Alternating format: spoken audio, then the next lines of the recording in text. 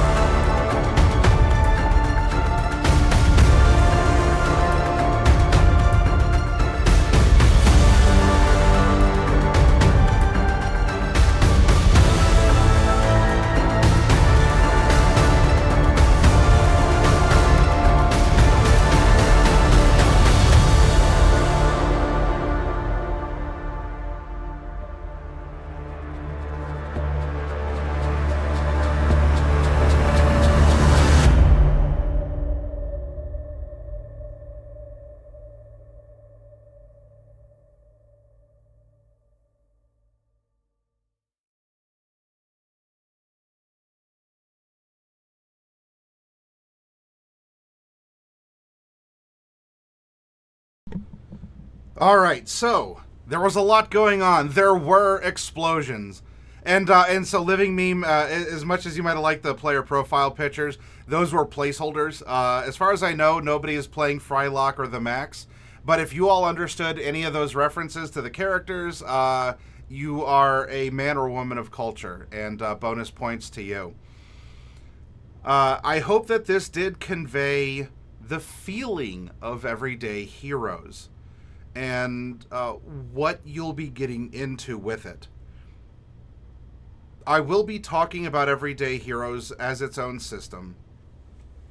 It is using the it does use the Open Gaming license, which is why it's 5th edition based, right? So there are many familiarities for those of you who already play Dungeons and Dragons. You roll a d20, add the appropriate modifier, meter beat the arbitrary target number, and that is usually the indication of success. There are some other things, and for tonight, I'm not looking to get into the minutia. I'm not here to go over the rules and to get you to memorize all of the status conditions and to do a deep dive into every enemy and lore. I want to talk about the concept of the system. The concept of Everyday Heroes is you're an action hero. Just like in Dungeons and Dragons, you are a fantasy hero. You tend to be the big damn hero. Because of the way that this system leans into action, leans into combat, leans into, well, magic missiles flying around, hitting people, or in a fantasy setting. And in this case, how many times have you seen a movie where, Rambo just is firing, or, all the bad guys are always missing, but they shoot so much ammo. But they don't ever seem to bring down the good guy. That's because the good guys have hit points, which is more of an abstraction of maybe your luck running out until that one actually hits you and does more than give you, like, the cool scar across your cheek. So if you pick this up, thematically, this is what you're getting. You are getting the summer blockbuster movie of the century that you're creating.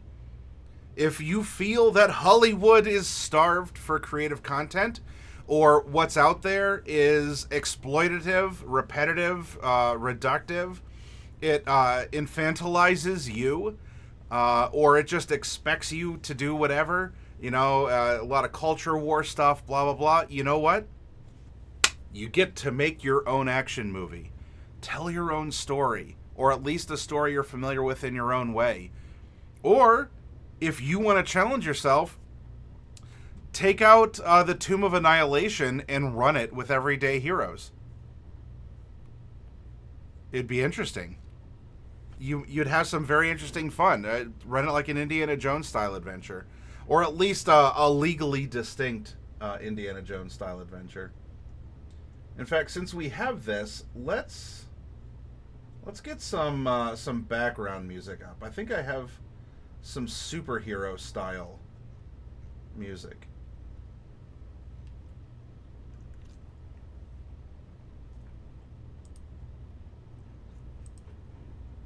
There we go. So you see this at your friendly local game store. You pick it up, you look it over, and you say, all right, I can absolutely work with this. It seems very familiar, and even if not, I think that I am capable of rolling a 20-sided die and adding a number to it to determine if I'm successful or not. Everything visually here gives you, you are in a modern setting. You get the classic black and yellow, the caution stripes, the action colors. Right here, boom.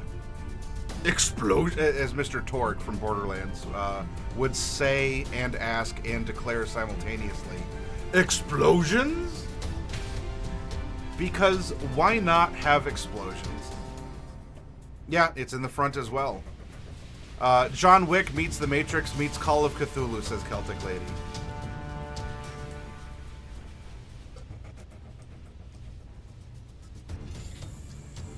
And if any of you are familiar with modern D20, which is what came out in the age of 3rd edition, this is the spiritual successor to it. And in fact, the alternate cover of this book is that classic gray cover that you found on the modern D20 books and supplements. And you also might be familiar with the name of Jeff Grubb. He's been involved in fantasy writing and projects for, a little bit of time. And if you're not familiar with him, get familiar with him. See if you like his work as an author or as a writer, a contributor to different game systems. 20 years ago, a group of designers took the world's most popular role-playing game in a new direction. That group approached the question of how to use D20-style game systems in the modern world. Parts of the world outside our windows have slipped into our fantasy campaigns over the years, but there was a paucity of D20 adventures set in the here and now. Subgenres like spy games and roaring 20s adventure with unique and interesting rule systems had come and gone, but there was no solid set of rules based on the world's greatest role-playing game, designed with the modern era in mind. What we came up with was D20 Modern, which was first and foremost a set of rules for the modern era, born from the inspiration of the 3rd edition of the world's greatest role-playing game. The legally distinct verbiage for the wink wink nudge nudge game. And what we did, arranging initial classes by ability instead of occupation, grouping the multiplicity of modern gunpowder weapons, and setting a wealth bonus for purchases as opposed to tracking every dollar and gold piece, proved to be a versatile and expandable game system. Within the original books, we had campaign settings for urban fantasy and modern-day sci-fi and psionic mutants, and over time, additional expansions took the system into the near past and alternate futures. Now it's 20 years later. The world has changed. How we play games has changed. Our communications are now instantaneous. Our access to information more sophisticated than it ever has been before. Players sitting at their computers can gain usable knowledge of new subjects. Films that previously meant a trip to the local video store or waiting for a DVD to show up in the mail are now streamed instantaneously to consumers. And game sessions not only occur over video chat, but they can be recorded and shared with other players around the globe. Just as the world has continued to change, the mechanics of our most popular game system have evolved as well. The time has come for a new generation of designers and creatives to build on the foundation of the past to create a new game suitable for the modern era. In this new environment, Sig Trent and Chris Goober Ramsley face the same design challenges as our original 4 designers, creating a new game based on the familiarity of the past, but making it feel like it naturally belongs in the here and now. Everyday Heroes started with the concept of bringing D20 Modern into the modern era, but it is inspiration, not duplication. This new game aspires to bring the latest version of a well-known, well-beloved game system into the 20th and 21st century, and the potential to go a little beyond. Because every era needs heroes, and this is your time to be heroes. Enjoy.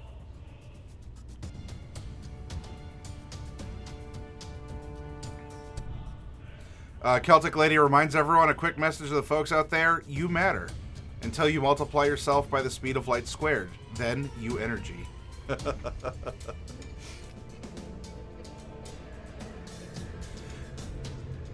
Picture the world outside your window.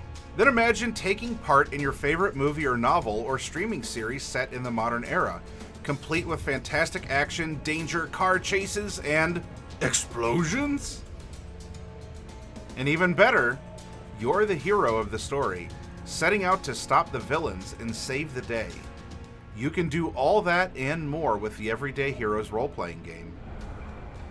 Everyday Heroes is a game inspired by action movies and the tales of adventure found in novels, comic books, and on television.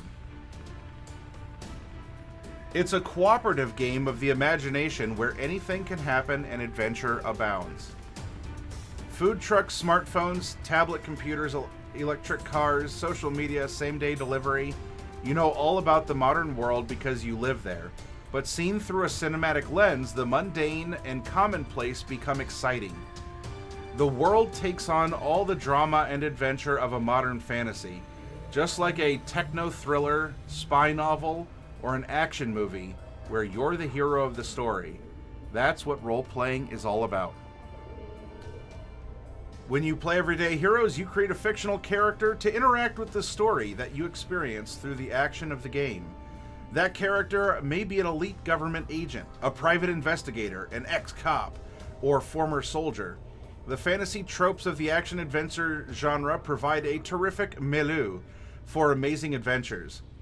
One person, the Game Master, GM, runs the villains and other characters of the story, while the rest of the group plays characters of their own devising. You and your friends play the heroes of the story, trying to overcome challenges your GM sets before you, just like the heroes in an action movie. If you're in that mindset, the leap from saying, oh, I can completely accept Dungeons and Dragons being fantastic, rolling a d20 and all this, into, well, I don't know, you know, you're shooting guns, and, you know, if you're shot in real life, you don't, it's not like you can take 20 magic missiles like you can in D&D. Well, what's the difference? Why can't magic missiles be like guns? Why aren't they? What are hit points? And even in Dungeons and Dragons, hit points aren't just life points. They're not just the injuries you take. Often we aggrandize it as such. But it's luck, it's fatigue, it's your willingness to fight, your ability to stay in the game before you're exhausted or collapse, or finally that one blow actually lays you out.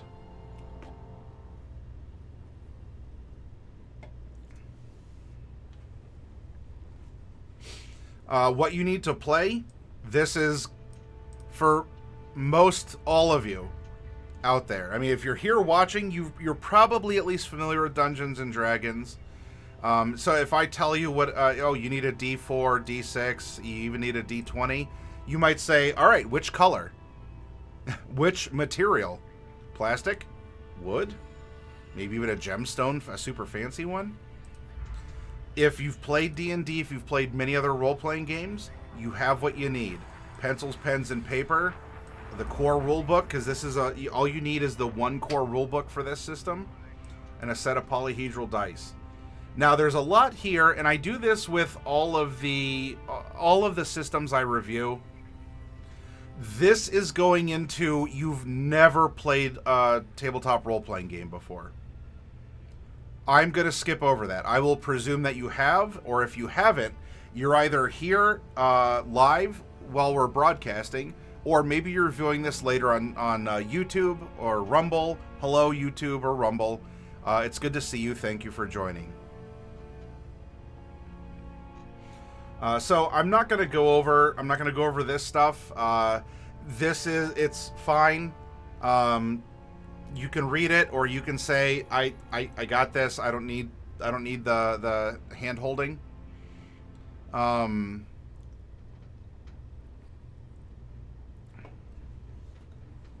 Variations on the theme to the 5th edition system resource document, though. Classes are broken up into two components, archetype and class. Each archetype offers several classes to choose from. Defense replaces armor class. Defense is based on the hero's primary ability score and an archetype defense bonus. Feats are a core part of the game rather than an optional rule.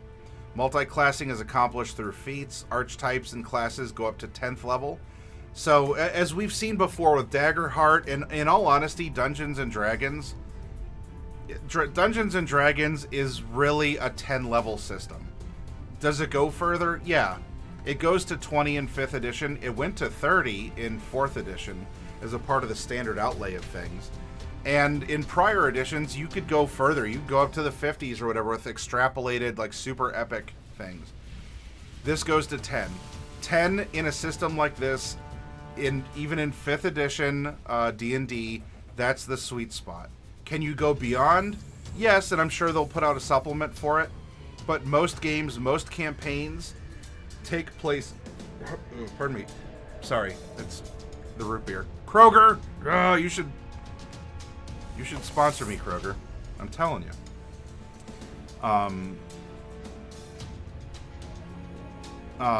But even in D&D, most games, most campaigns, most modules are within 1 to 10.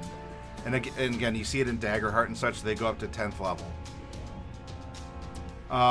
So there's more here. These are a couple of the basic shifts away from D&D nomenclature with which you may already be familiar. So yeah, I'm gonna go over this. I'm not gonna give you an example of role playing. You can ask about it if you would like an example. If you're very unfamiliar, if you're new, you are very welcome here. I'm not skipping over it because it's boring. I'm skipping over it because I will presume either you're going to get this book and you'll read it and it'll make sense, or you're talking with people here or here that will be happy to answer questions that you have. So polyhedral dice, yeah, so here's modifiers, bonuses. The core mechanics, 1, 2, 3. Roll a d20, add modifiers, compare the result to a target number. There you go. That's where the magic happens. That is the super secret sauce on the Krabby Patty of Everyday Heroes and many other RPGs. I'm not gonna worry about this. You're either gonna pick up on it or you'll read it. There's rules jargon, so if you don't know what an ability check is or what initiative is, it's here. It's laid out. We're gonna go further into the themes, and again, you've just picked this book up at your friendly local game store. What happens in it? What's going on? More art that is bringing up the feelings, the moods, the situations. Because this happens in Dungeons and Dragons. They may be wearing different armor, and instead of a hose with a modern, sewer and water system providing, through a fire hydrant water for firefighters, it might be a spell. This might be, or something else, or it might be an old-fashioned pump truck or a bucket brigade. What you see here is not different than anything that you've already done in a fantasy role-playing game, whether it's the world's greatest or not.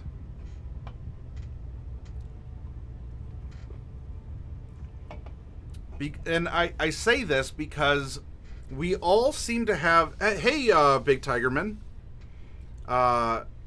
Yep. Your favorite confusing name person. So, you know what? I'm going to settle this once and for all. Chat, hang on. We'll continue this. I'm going to open up a poll.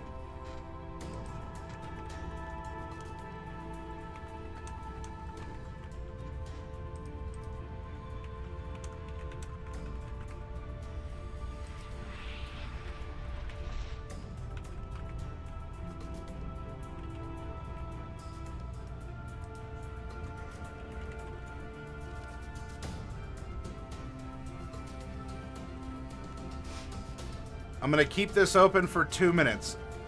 You all get one vote. What is his name? Is it Big Ty German, like, he's adjusting his tie in a business suit? Or is it Big Tiger Man, Grr, Roar, XD? Chat, it should be up there. Is the poll not up? Did the poll not go up?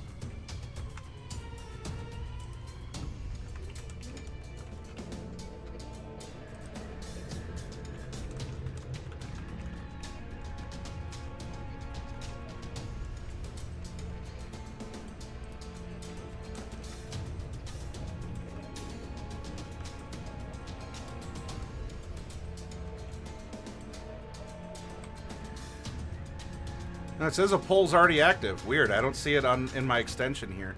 Well, if the poll's already active, then get to it. I want to see your votes. 3 of you have voted. Come on. Is it Big Ty German or is it Big Tigerman? All right. If you see it, vote in it, everyone. Maybe it's just OBS here isn't doing it for me. I upgraded to a new one. And fortunately, Bane was able to help me out get the scenes over. Oh no, there's about 45 seconds left. Get your votes in. Is his name Big Tie German, like business style? He's adjusting his tie? Or is it Big Tiger Man Roar XD? Bane. I sent you a Discord message. It's not urgent. You don't need to go out of your way, but it is something I would like you to consider. Alright, anyway. So, as I was saying, there's a weird... Sorry, my mustache hairs are tickling my nose here. There's a weird fascination and repulsion with reality when it comes to role-playing games. As often we seek, well, that's not realistic, even though we're all playing, make-up fantasy people, casting spells, throwing down evil wizards, or playing, aliens or whatever else. And,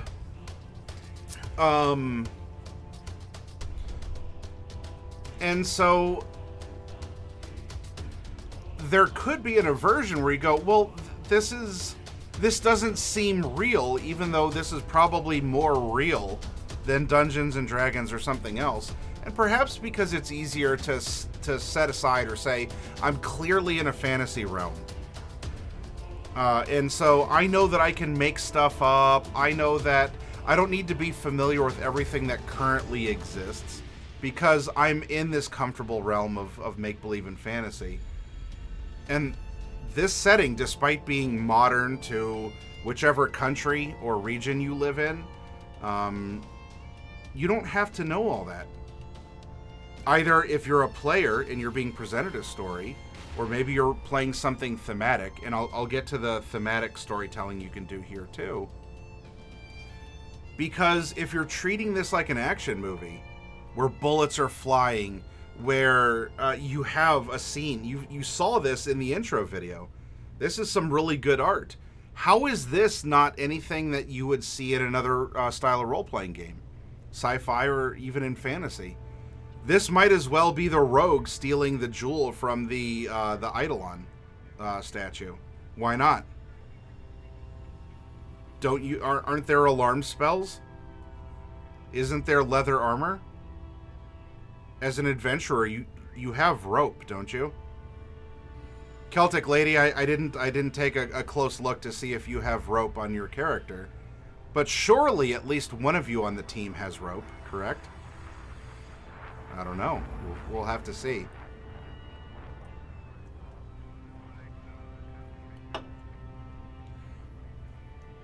So hop into it with that fun, with that I want to be the big damn hero. That's even a Firefly reference. I want to have the explosions. I want this to happen. And what is technology if not magic in and of itself? When we get to the characters and everything, you'll see what a hacker can do. And if that's not wizardry, I don't know what to tell you. If casting actual missiles isn't the same as firing magic missiles, I don't know what to tell you.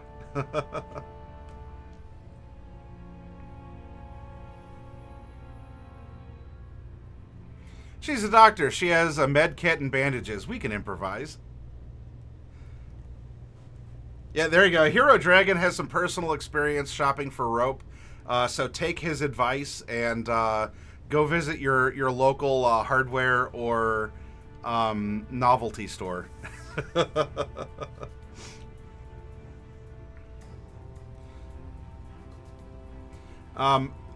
We will get into character creation, not tonight. But going into this, who's the type of character you want to play? And Celtic, if you want to talk about how you decided that you wanted to play a doctor. Now, did you do that because, well, our team needs a healer? Or is this based on a character from a novel, a comic, or a movie you like? Maybe it's a fusion of both, or maybe you just haven't really played a character like this before, and you wanted the personal challenge of it. Maybe you like CSI or other crime drama or science shows, and that's what you wanted to bring to our virtual table. But go into this with fun and excitement. The system is here to be used, to be easy to understand and to follow. Are you going to memorize every single rule? No, and you never will in any system. I've been playing D&D and other tabletop games for a long time. I don't have the spells memorized. I don't have all the conditions memorized. You never ever will for any system. And if you do, I mean, congrats, but that's weird. I mean that in the best possible way, but you're a weirdo.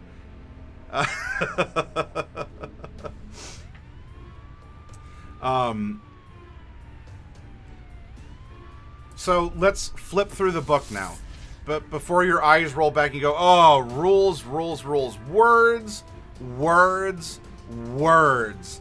Who plays a role-playing game for words? Well, don't worry about words tonight. We'll get to words. And in fact, I'll even narrate the words for you. But you can see here the archetypes and classes. The archetypes are ability-based. The classes are then those to be found within each archetype. And when you build your character, instead of what you get for D&D, race, class, background in 5th edition, here, I mean, you're presumed human. I mean, maybe you're not. Or if you want to play an elf, as I told my players, if you want to be an elf or an orc, you absolutely can. You will be an elf or an orc in appearance, and if you do something like live for 700 years, that's not really a stat that, I'm not asking you to roll a D700 for anything.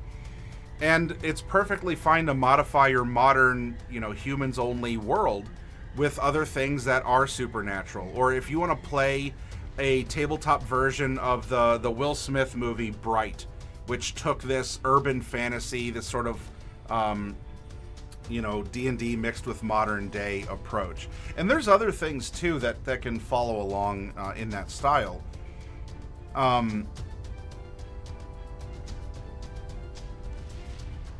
But I want you to have fun, and just like you would in D&D or other systems, just because something says that you have a heavy gunner, do you have to play... what was Schwarzenegger's character from Predator? It was Dutch, wasn't it? Dutch or Duke? If any of you remember from the first Predator movie, Arnold Schwarzenegger's character, do you want to play your heavy gunner like that? It was Dutch. Okay. Then you can and lean into it. Or instead, if you want your heavy gunner to be something else, then reconceptualize it. Just like I can tell you in Dungeons and Dragons, you know who makes an awesome paladin? A Valor Bard actually makes for an awesome paladin. You know who's probably statistically the best tank class in D&D 5e? A thief rogue. Not a paladin, not a fighter, not a barbarian. There are many ways that we can look at things. Warlocks are awesome clerics, if you didn't know. So just like with those other systems, you can look at this and say, all right, I get the concept and I want to build a character around it. Or use this as scaffolding, as a skeleton, and build from there.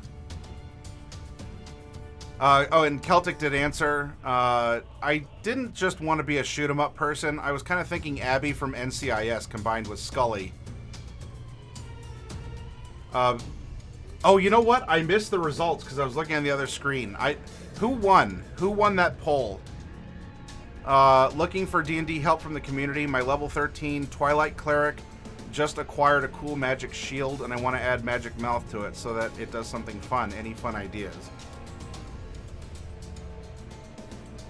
Fun ideas for what your shield is going to say, or how to get that enchantment on your shield. I understand what you want to do. I'm not understanding what you want us to give you feedback on. Oh, Big Thai German. All right, so it's Big Thai German. And so it's all business, except on Friday, then it's business casual. But if you look, everything is still symbolically supporting this modern setting. Even though these are terms that we might normally associate with Get Ye Flask times. Everything here. This is to provide you inspiration. This is to provide you with, oh, you know, I never thought of it in that way before. And in all honesty, this can go both ways. You might be able to find a concept here in Everyday Heroes and bring it into a D&D setting. Oh, and I remember that this goes back to your character not just being race, class, and background, because I mean, you're presumed human. You might be topically something different. There is an expansion book where you could be a mutant, and there's a couple other things. But this is more about you building your character. Like, are you a miniature painter? Are you a gamer or LARPer? In a weird sense, isekai'd into a tabletop role-playing game. Going back to another Arnold Schwarzenegger quote, who is your daddy and what does he do? Well, who is your character and what does he or she do? And through these experiences, you will build up your character. This is what is going to help buffer your ability scores because of the life that you've lived. Now, in my old 5th edition character building lessons, we heavily lean into our background. We do that first because that tells you so much about your character. This concept takes that and then also gives it some mechanical teeth. And from what I understand, this is a similar direction to what new old 5th edition D&D is going to be doing. So we'll see. We'll see if this was the harbinger. Hey, Survival! If this was the harbinger of what you'll see in the player's handbook, in methodology or something else. But this gives you many options, and it gives you something really cool to work with. And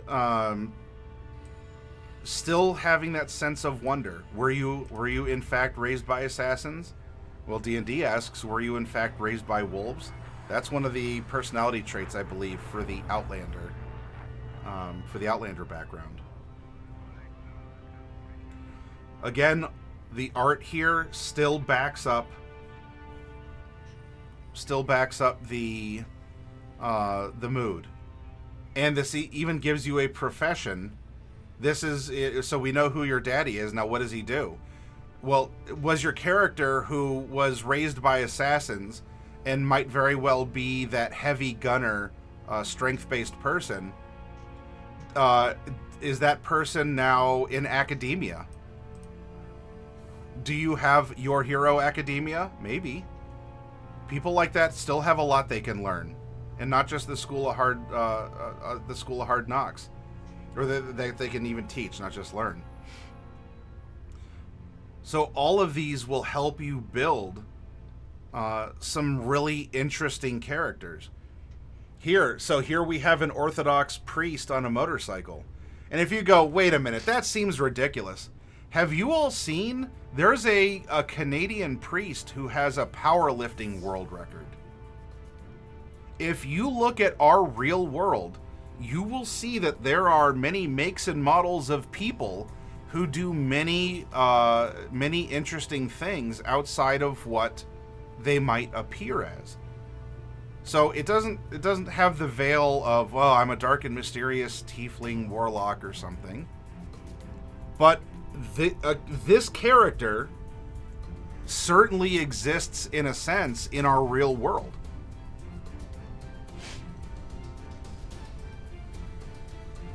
Regarding the shield, the trigger for the Magic Mouth might be a creature approaching quickly or slowly with a weapon drawn. Magic Mouth would shout, "Look out, assassin," or when I hit. Or when hit with a guiding bolt, it yells boom, stuff like that. So you want a list of conditions and what it would reply with? And if so, how many slots do we need to fill, or how many considerations? And a part of this, by the way, we'll be building some characters, and we'll see how it can work in D&D 5e. So if you actually want to isekai a priest like this into your D&D world, would a level 1 character like this work in a crossover with Dungeons and Dragons if you were to do some level 1 content there?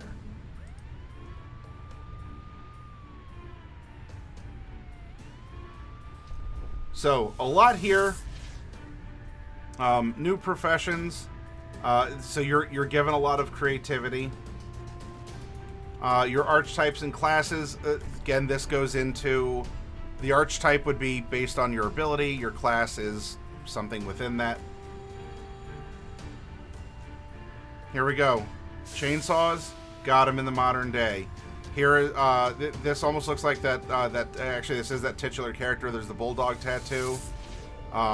Here's our brawler. All action hero stuff. Because if you're making saving throws against fireballs, you're also...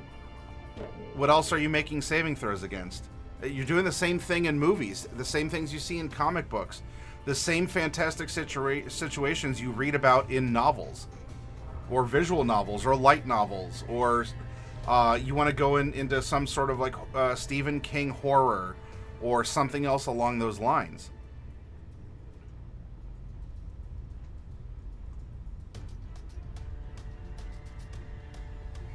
So have fun with it. Go hard into these concepts. Just one, but something not as plain as the examples provided.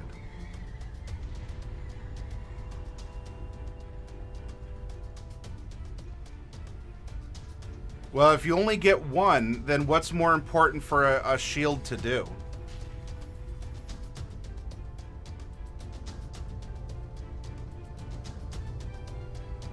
If anything, so I'll tell you this: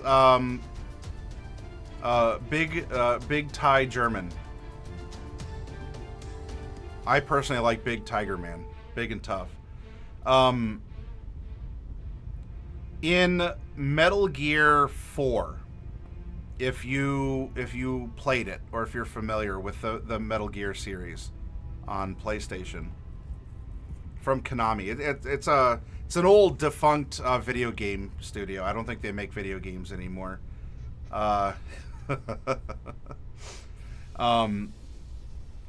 There was, wait, was it 4 or 5? I think it was 4, because it had Old Snake in it.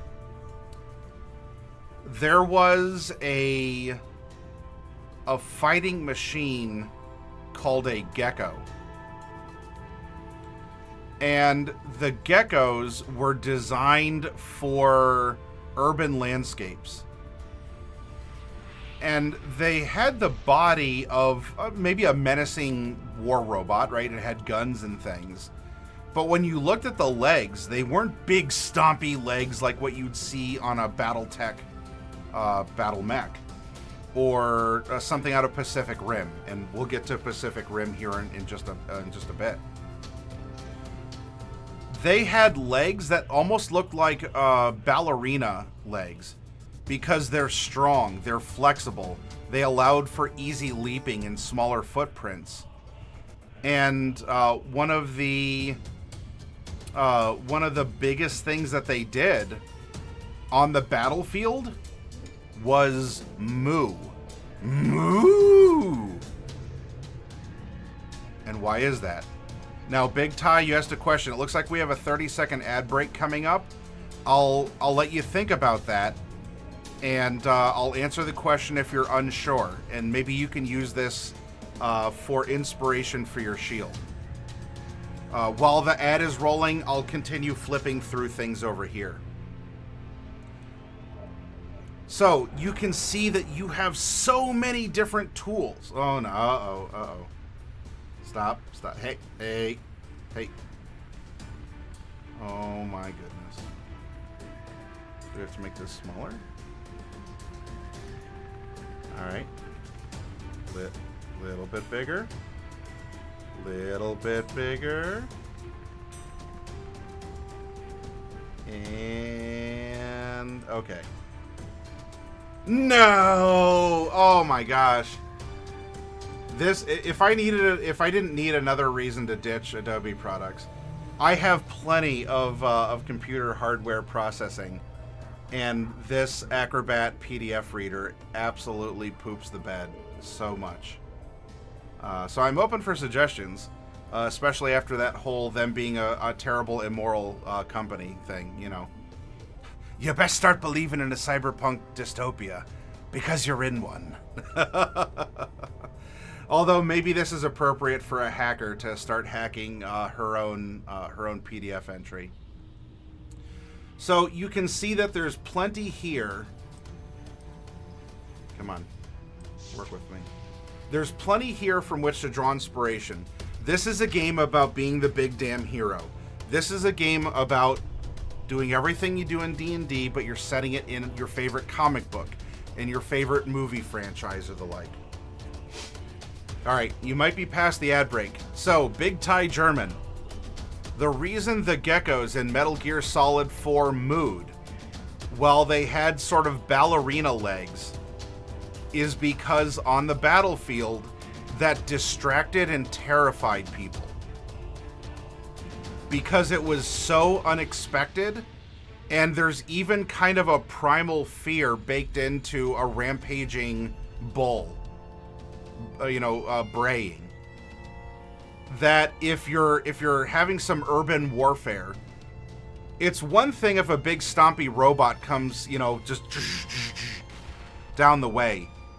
But if it rather quietly leaps and lands on unguli grade toes. Unguli grade. So think like deer and cow feet. Okay, you have digit grade, and you have plantar grade. Unguli grade is for more like prey mammals and such, but you have these robots that are deadly. They shoot, they stomp, everything, but they're not designed to be overtly in appearance machines of war. They leap in. They moo, and then they'll squish you or shoot you because it causes confusion and panic and fear. So, in this instance, what you might want your shield to do when it's hit or when you're charging in, if you only get it to do one thing, why don't you have it make a noise that would be completely unexpected? A big cow moo. Yeah. Something that everyone is going to stop and look over and say, what was that? Well, a ghoulish scream might be expected on a battlefield, Celtic. But a braying cow? Or a baby crying? If you're super villainous and you go, oh yeah, I'm going to terrorize the land and enslave the populace, blah, blah, blah. Maybe they wouldn't care. But if you want to get people's attention, distract, scare, or get people to check themselves morally real quick in the middle of combat, why don't you have a baby crying? That'll get people to stop pretty quickly and look around.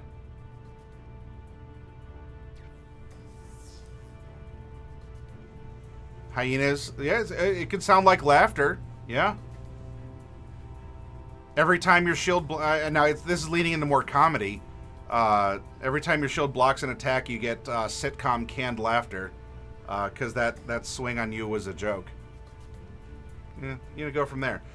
Which, by the way, you should have action lines like that for Everyday Heroes. Why not? You probably already do for your other characters. Why not have a Captain America... now I have an arc reactor. Why not have a Captain America-style shield, and then it gives canned sitcom laughter every time it blocks a hit, And it's because that attack was a joke. Why wouldn't you also have those lines for these characters? Now, Celtic, I don't know if you have any planned or pre-written out for various situations, but I would love to hear a one-liner from each of the characters at least once per session for the 3 sessions we're sitting down. Okay, very good. So, anything else? There's car chase rules. There's, there's all different kinds of vehicles. So this will actually add onto something that you wouldn't find in the D&D books, even if there's a compatibility. Armor works a little bit differently in this. I'm not going to get into the minutia in this intro, but there's a lot of cool stuff in here. In designing your combat. And what we've talked about is generic by the book. And now, what if I told you, in a world where action movies exist,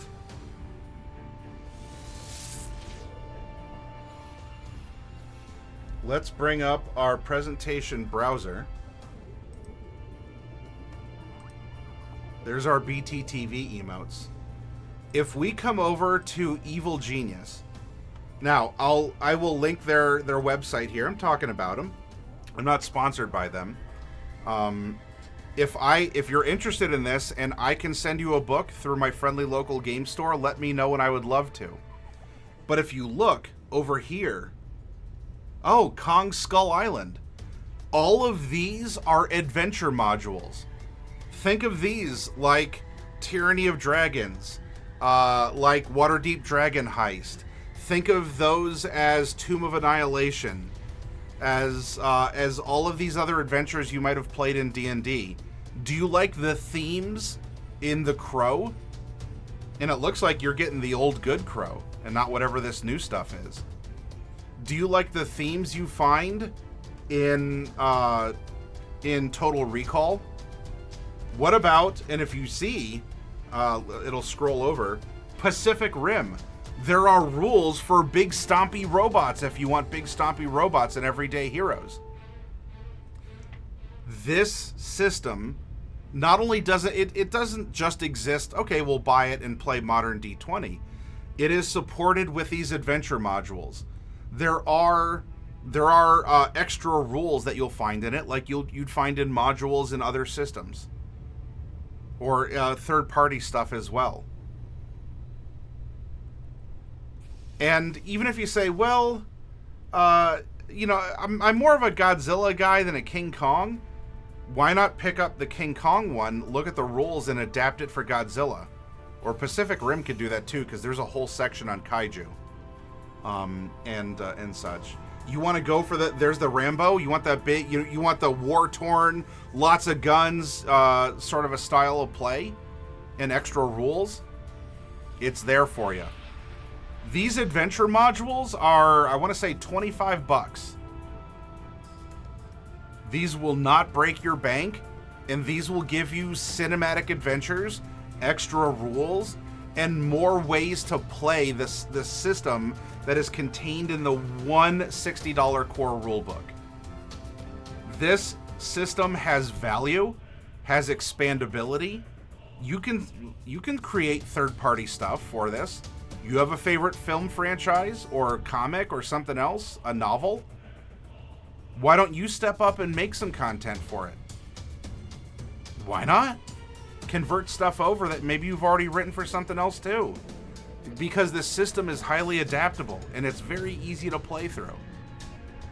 If you want my pitch, as someone who does have this on his shelf, who does carry this, and is going to be running it, I carry this as a store owner.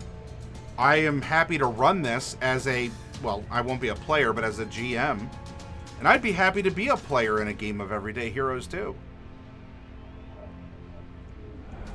And if there's something else that I can do to answer your question, convince you, you know what, this might actually be worth a look, This is far enough away where if any of you are edging away from WotC or Hasbro, this uses the old Open Game License 1.0, which, I mean, WotC has been like, okay, fine, it's yours. We're not doing anything with it. Plus, if anything else, this company's got teeth enough that there was a movie studio that didn't follow through on a contractual obligation for a module, and they sued the movie studio, and I believe they won. So they're not afraid of stepping up against, big companies or the like. And if I recall correctly, too, because these go through the movie studios, the things that play out could very well be considered canon or an official expansion of the story already presented. And you can customize it. You can run it your own way. You can enjoy it for what it is. If these are good memories, if these are good summer blockbusters, maybe you have a sour reputation, or they have a sour reputation with you in the present day for whatever reason. It could be culture war stuff, or you just don't like the big companies and how they've handled themselves, or their corporate culture or whatever. Here's a small studio run by very passionate people who've stepped up, are delivering you quality, and something that is familiar feeling but distant enough where if you say, I don't want to play a Wizards game, you're not playing a Wizards game. Do you really like Highlander? And maybe that's how you want to get your fantasy brought over into modernity? Real life? Maybe that's the gateway. Or Kong Island is, or something along those lines.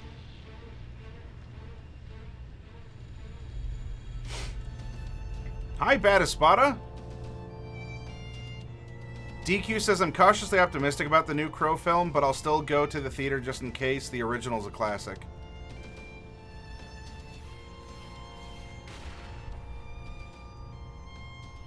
This will all, yeah. Now, this only hurt a little bit, Celtic. Or what's the other classic? You're going to feel a pinch. And yeah, so the Crow, this is an adventure using this modern 5th edition compatible system. Worth noting, if you buy a module from Evil Genius, save 20% off the core rulebook when you purchase a cinematic adventure. But shop, I would appreciate it. I can't promise you this. Because look, the same thing. I have to compete against the publisher. Now, was I just recommending the publisher? Absolutely. I don't have a problem. Doing that here with Evil Genius Games, but I can't do the 20%. They get to print their books for pennies on the dollar. I have to buy. Yeah, it's at a wholesale distribution price. I can't do that. So, I can send you the books. I can do all this. I would love to earn your business and give you a community to talk about it that will give you support. I can't do what Evil Genius does because they manufacture the books. If they're selling it 20% off, they're only making like 70% on the MSRP that they themselves set. 70 or 80 or whatever, right? I can't do that. So it's good to point out, and I'm not unappreciative of that, DQ. But let me, or if you have a friendly local game store that's earned your business, let them earn that business. Let them be worth, what, 20%? 20% off the core rulebook would be $12. What can I, or what can your friendly local game store do to be worth $12 for a book you're going to own the rest of your life? And perhaps give you a community to play with, table space, or something else. I would say that should be worth $12 on a one-time purchase. And if not, talk to whoever's behind the counter. Do they need to do something more better? Do they have to clean their bathrooms better? Do they have to have a place that you want to stay and play? Or you want to get to know the people that are there and it's not, I don't know, some cloistered, cliquish, good old boys club or something? Let them earn that from you.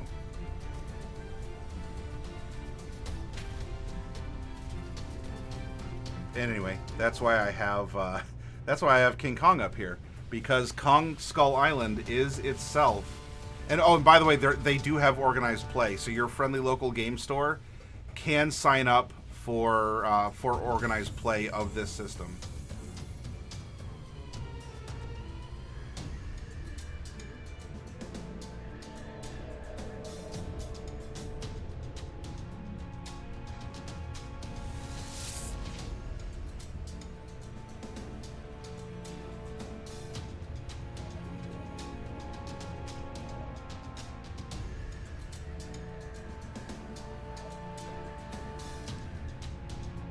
This? I might be able to save that and put that in my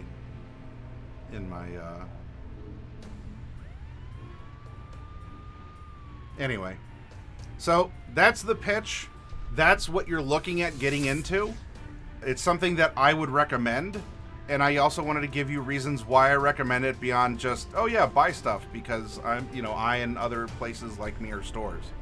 That's not good enough. Not in this world, not in this day and age. This is that initial first blush, that initial approach, and hopefully this is enough to get you to at least think about it. Say, you know what? Running a King Kong adventure, running a Rambo or a Universal Soldier adventure, that actually sounds fun. And if you need to be warmed up to the concepts of modern D20, let them warm you up with something that you already may have some familiarity. Let that be your gateway. Just as, I don't know, what was your gateway into other systems, into D&D? Was it also a module?